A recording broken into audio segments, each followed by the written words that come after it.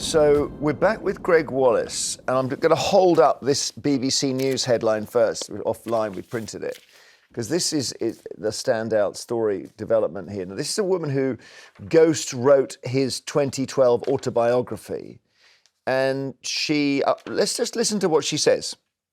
As I was either walking towards the car and he followed me, or just before I started walking, I could feel him touching me around my backside. Got into the car, and then every time he was changing the gear stick, he would just give my thigh a rub or the knee. I kind of looked up, and then he dropped the towel. So I just... In front of you? In front of me. And I had a notebook, so I just put it like this, and I just said, just go and get dressed. I mean, the stuff he said to me, that isn't cheeky barrow boy Cockney humour. That's revolting misogyny. Yeah, so the towel incident, she'd come... Obviously, if you're the ghostwriter, you've got to interview the person. She goes to his house, he's only wearing a towel. Then he says his trousers are underneath the cushion she's sitting on, and in order to reach for them, the towel drops off. This is getting into police territory, isn't it? Don't you think? Yeah, it's just revolting.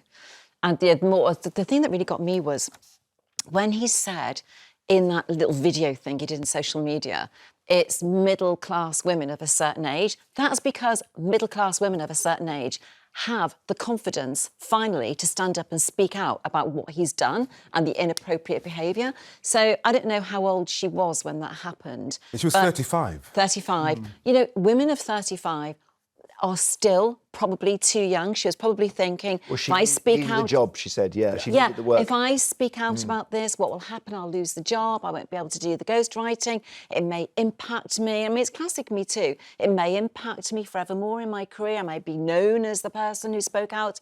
So, you know, I can understand why.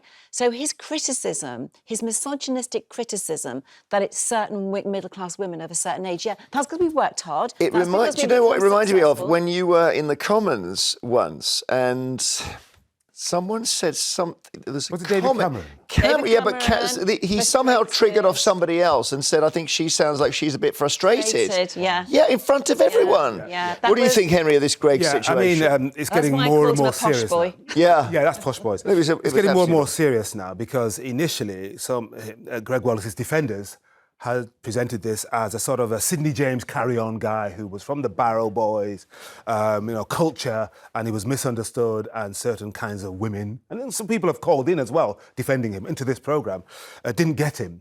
But this is much more serious, because this person has a face and a name. She's not anonymous. She's talking in great detail about what happened to her. She comes across as credible, and this takes it into a whole new territory.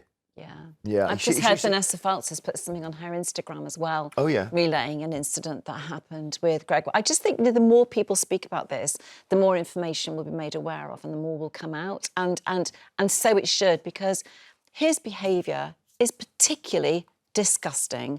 And, you know, as I can imagine, I've got 3 daughters in their 30s, you know, I can imagine how uncomfortable any one of them would have felt, how violated they would have felt to be in that position where the towel drops, where he's groped. It's happened to me as a young woman. I've been in a car with somebody who, every time he changed gear in a manual car, slid his hand along my thigh. It's happened to me, not just once, this is on a number of occasions. I was talking to a couple of people in publishing last week, and we were talking about Gregg Wallace, and one of them said, "Oh God, yeah, actually, now I think about it, well, I was at this do with him. We posed for a photo, and then I felt him grabbing my bum."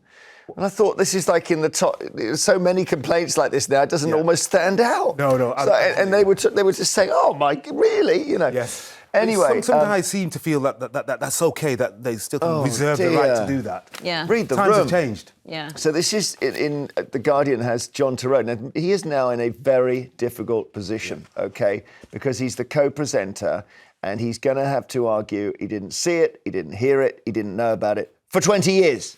And we haven't yet heard much until he posted a statement on Instagram saying that the thought of anyone who's appeared on our show not having a brilliant experience is awful to hear, and I found the recent press reports truly upsetting.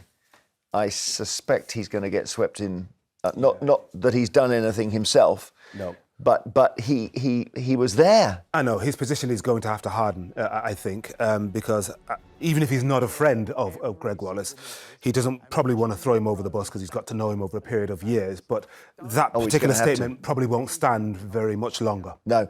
Strictly then, we learned Strictly Come Dancing had a Gregg Wallace complaint 10 years ago. So he was dancing, I think, with Aliona. They were knocked out really, really quickly. There's Aliona, amazing dancer. She won it, actually, the year I was in it. Yeah. And they basically did one dance and that was the end of it. And she, I think, had a bad experience with him. It was certainly the word I heard when I was on Strictly. And he had said in a rehearsal video that he never wears underwear. We can see this. Whoa. I want to break free. We had a bit of a wardrobe malfunction. I'll tell you something else as well. I don't wear underwear. Yeah. No, true. Yeah. You're for real? No, for real, yeah. It's easy to move with. I've never worn underwear. Whoa! I wear socks. Oh, I'm just way too distressed about the whole situation. Oh my God, put it away. I haven't worn a pair of pants since I was about 17 years old. You see, it all looks bad. Who now. needed to know that? But that was passed off as benign, barely batted an eyelid at the time, but now, in retrospect... Well, he said, I only wear socks. We now have an allegation he was dancing naked in the studio wearing only a sock in place of a pair of pants. Yeah. Lawyers for Gregg have been busy.